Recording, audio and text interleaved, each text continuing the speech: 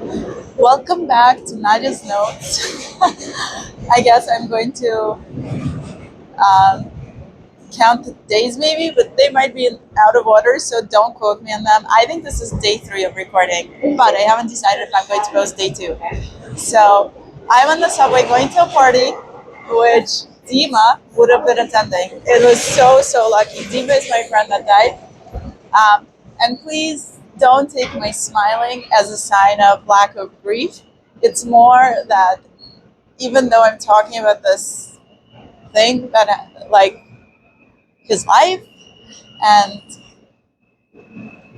his death, I still want to portray, kind of send a positive vibe because, I don't know, just, well, first of all, because Dima would have wanted me to be happy. He would have wanted me to keep smiling. He would have wanted me to make these videos. Actually, I know that for a fact. I know that if I would have said, Dima, what do you think? I've been trying to start up my channel again, but it's not working because I'm being a chicken. What do you think I should do? And he'd be like, do it. Or he was that kind of a person. So I'm going to try to be as authentic as possible. And right now I feel like smiling. I'm so happy to be recording. Like, I know he's super proud of me. He would say, keep going. And um, it will be really beautiful to publish a book of poetry that I wrote about him. So, God willing, that will happen. And so, the way I found out about this party is all of a sudden on Facebook, for the first time ever, Facebook never shows me any event suggestions. And all of a sudden, it's like, oh, here are events your friends are going to. And I'm like, what? Okay. So, I took a look at it. And one of the events was an event that Deepa was going to. So, I'm like, oh my God. And I texted another friend of ours, and I was like, let's go, maybe he'll be there. And what do you know? I called another friend, and I was like, hey, did you see Dima was going to this event? And they're like, yeah, I'm going too. So we decided to go together. I think I'm going in Dima's place, actually.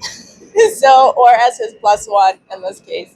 So you better be there, and you better be happy. I know you're happy, and I know, like, you are watching over us, and I know for myself, I'm going to try and embody your spirit of support, kind of your belief in my artistic abilities, your belief in us, all of us, all of your friends, kind of living their best lives, striving.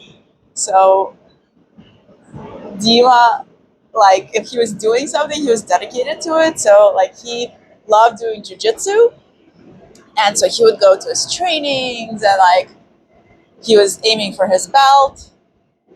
I think he got a belt. I don't know. Like, he had a yellow belt, and then he wanted the belt above, or maybe he got the yellow belt. Anyway, those are details. But he would, like, go. He'd have a schedule. He'd go to these things. He'd, like, commit to them, and actually, I've never thought about it this way. Thank you, Dima, that I'm having the chance to think about them now. So, not that I haven't before. When I was writing full time, I was like super duper committed, and I know about commitment, but like it has slid a little bit. Like this understanding, the moment you're not living like that, it slides into oblivion for me. So, and also I have been watching a video, so I'll try to follow that. And also I've been watching a video where an artist was saying that he's going to make a 30-day commitment to working on his art. And I had commented under and said, oh, I'm all in. That's such a great idea.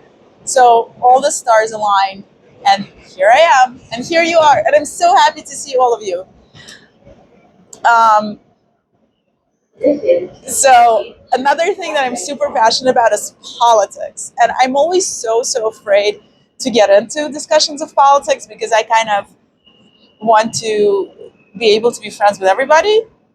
And some people take like political discussions to be, especially the ones that they disagree with, like kind of super personally. But I guess it would also be authentic to speak about my beliefs. And so,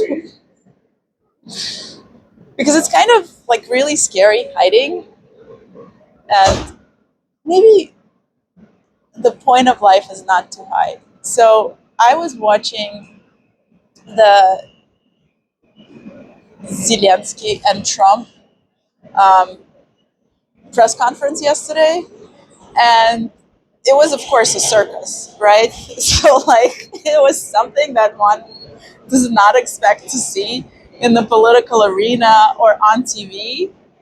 And on the one hand, it was super duper entertaining. On the other hand, of course, this is a very serious matter. People's lives are at stake. Sovereignty, country sovereignty is at stake.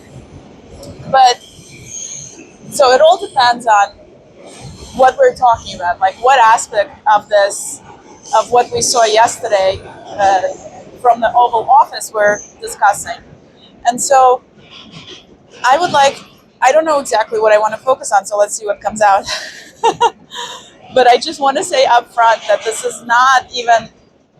is just going to be my view on what I think is going on in terms of the discussion that's happening right now, and not a kind of my view on the whole conflict that's happening. So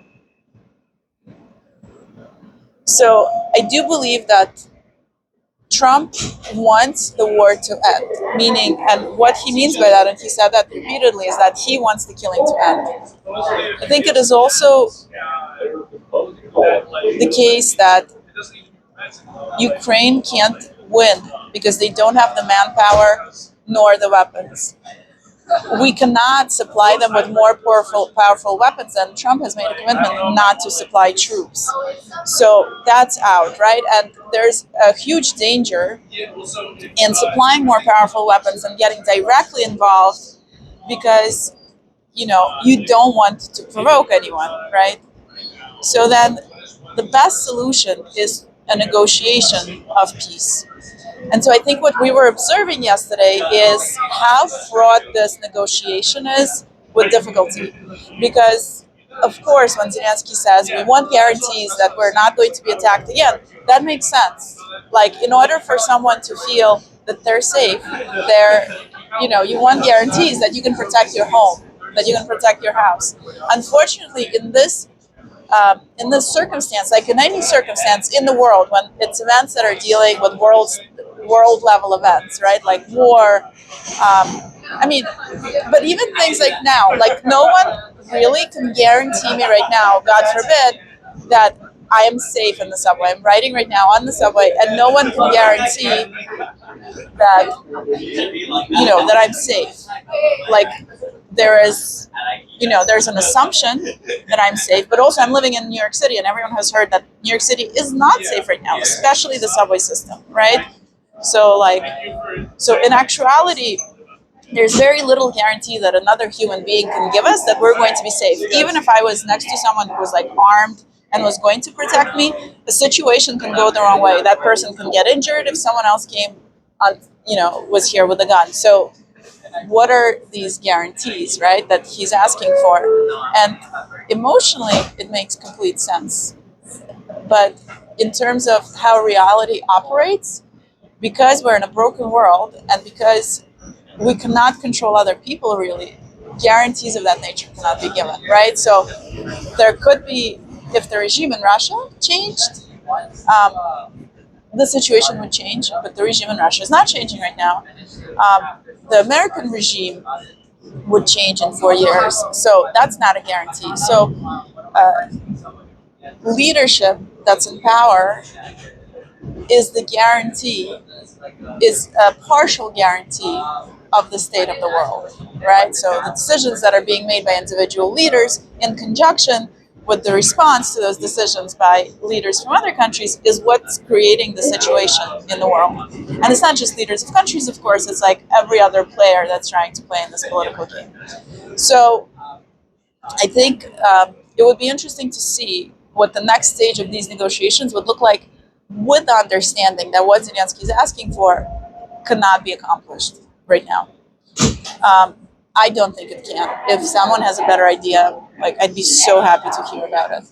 So therefore, given that, what is at stake right now is being able to get Zelensky and Putin and Trump to the negotiating table, because this war will not end on the battlefield, or if it does, it will not be in Ukraine's favor.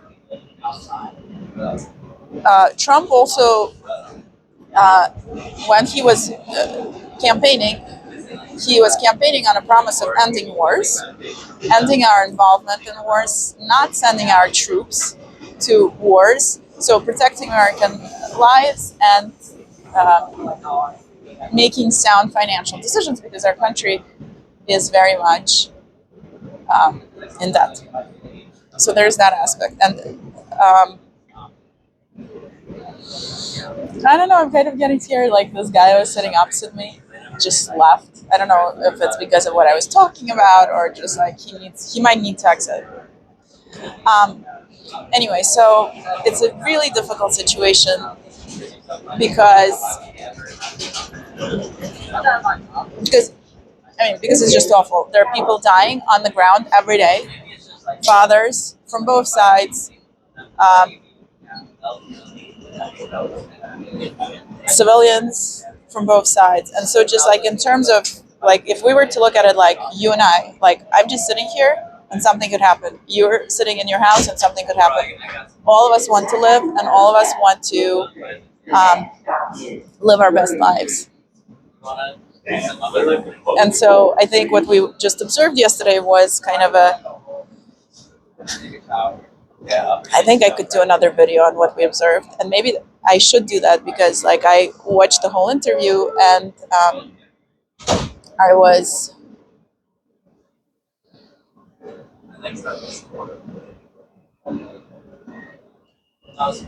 able to analyze and then do some research and hear different perspectives on the issue and form an opinion. So if it's interesting, I could share my opinion on that interview.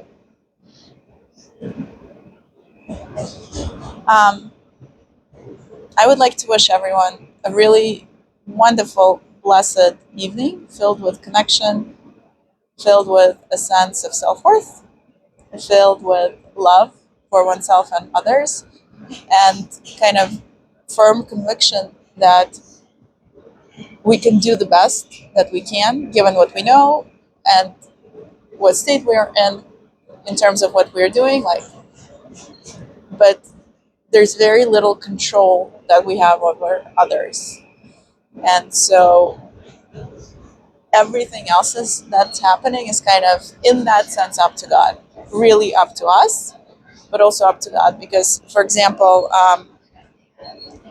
another good friend of Dima's and I were talking yesterday, and I asked him, like, why is it that even though that Dima is gone, things feel okay? And he said something, but I don't remember what. I was like, and I am in some sense in a state of shock. But what I got out of it is it's known that regardless of the tragedy, God will try to do everything that He can to turn every tragedy into a blessing. So, like, the most good that He can make come out of the worst tragedy. And so, for what it's worth, and it shouldn't have been like that, but for what it's worth, God willing, that me losing my friend and the realization of how fragile life is and what really matters in my life at least will make a big change, and it already is making a big change. Like, I've transitioned from this idea of like, oh my god, I'm recording but I can't post because people will judge me, to I am recording and I will post even if people judge me.